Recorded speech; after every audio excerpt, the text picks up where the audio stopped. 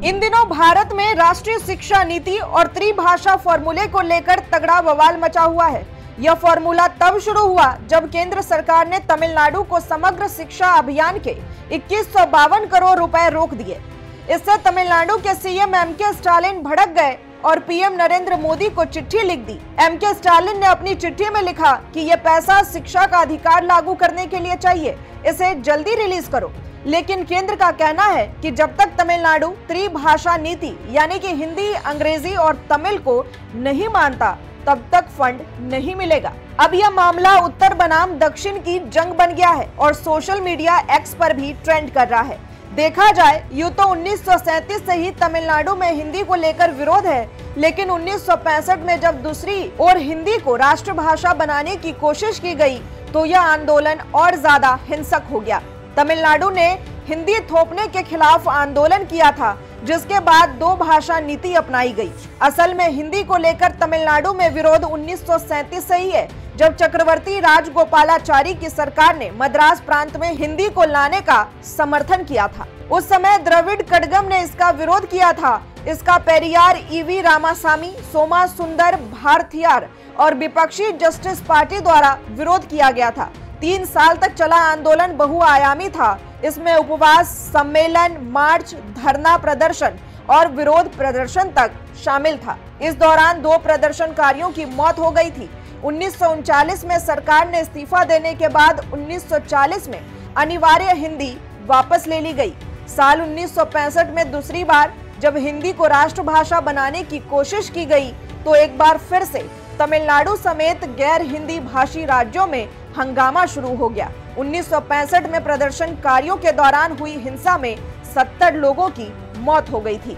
हिंदी के विरोध में यह ड्रामा तमिलनाडु से शुरू हुआ, जहां तमिल भाषा और संस्कृति का गजब का स्वैग है, लेकिन अब ये आग पूरे देश में फैल गई है। स्टालिन ने सोशल मीडिया प्लेटफॉर्म एक्स पर लिखा कि हमने कभी उत्तर भारत पर तमिल थोपने की कोशिश नहीं की, तो आप हम पर हिंदी क्यों थोप रहे हो? दिल्ली से चेन्नई तक नेता, शिक्षाविद, एक्टिविस्ट इस पर अपनी राय दे रहे हैं। ये सिर्फ तमिलनाडु की बात नहीं, बल्कि पूरे भारत की भाषाई आइडेंटिटी का सवाल है।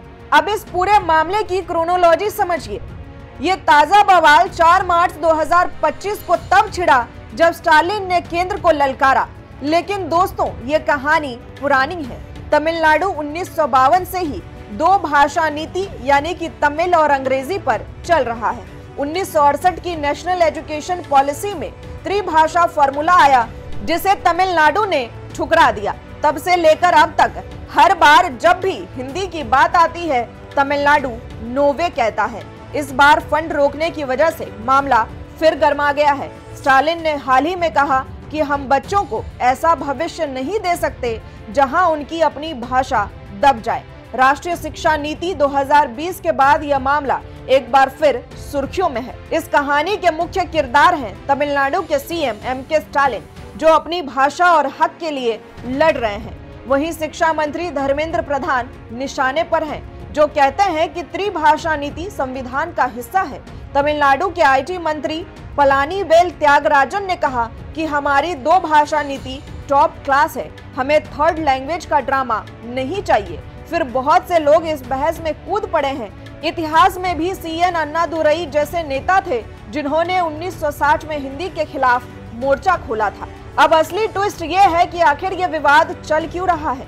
तमिलनाडु को लगता है कि केंद्र हिंदी और संस्कृत थोपकर उनकी तमिल आइडेंटिटी को खत्म करना चाहता है। स्टालिन का मानना है कि हिंदी एक बहाना है, असली मकसद संस्कृत को पुश करना है। उनका लॉजिक है कि हिंदी ने उत्तर प्रदेश में अवधी, ब्रज जैसी बोलियां खत्म कर दी और अब राजस्थान में उर्दू की जगह संस्कृत लाई जा रही है। केंद्र का तर्क है कि त्रिभाषा नीति देश को जोड़ेगी, लेकिन पलानीवेल ने चैलेंज किया कि यूपी, बिहार में त्रिभाषा नीति से क्या मिला? वहां बच्चे एक भाषा भी ढंग से नहीं बोलते। अब बड़ा सवाल ये है कि आखिर ये विवाद सुलझेगा कैसे? तमिलनाडु का कहना है कि हमारी 2 भाषा नीति से मत छेड़ो। पलानीवेल ने डेटा तक दे दिया कि 70 साल से हमारी नीति ने बेस्ट रिजल्ट दिया है, जबकि कुछ लोग कहते हैं कि त्रिभाषा को चॉइस बेस्ड बनाओ। तमिलनाडु तमिल, मलयालम और अंग्रेजी पढ़ सकता है, लेकिन केंद्र अड़ा हुआ है कि एनईपी मानना पड़ेगा। पुराने केस में 1967 में डीएमके की जीत के बाद केंद्र ने तमिलनाडु को 2 भाषा नीति की छूट दी थी। अब एक्सपर्ट्स कहते हैं कि बातचीत या कोर्ट से ही रास्ता निकलेगा। देखना है कि अब यह भाषा विवाद आगे बढ़ेगी या धीरे धीरे ठंडी हो जाएगी। यह भी सच्चाई है कि ये एक राज्य की आइडेंटिटी और फ्यूचर की जंग है। तमिलनाडु का रुख हमें सोचने पर मजबूर करता है कि क्या हमें कोई चीज थोपनी चाहिए या अपनी चॉइस की फ्रीडम मिलनी चाहिए। ऐसी खबरों के लिए जुड़े रहें हमारे साथ। हम हैं यंग भारत सच के साथ।